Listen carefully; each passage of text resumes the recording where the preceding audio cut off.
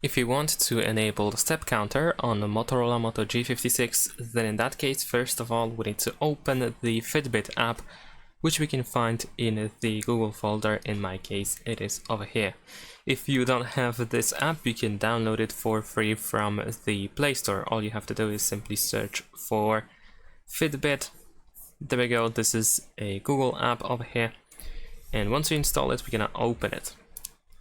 Once we open it, we need to sign into an account. If you don't have an account, then you can use your Google account. So I'm gonna sign in with Google pretty quickly. There we go. In order to skip the unnecessary process of registration. Now after that, we need to set permissions. So press over here and then allow. And in my case, I have everything already prepared. In your case, you might need to do some additional steps, so you have to complete them. But as you can see, once you are done, once you are in the menu of Fitbit, we have the step counter here.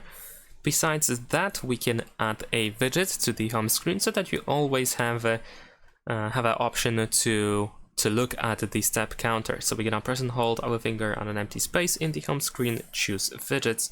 Then over here, we're gonna go to Fitbit, and then we have this steps widget. So let's select it, let's add it to the home screen like so, and there we go. We have our step counter. Thanks for watching, leave a like and subscribe.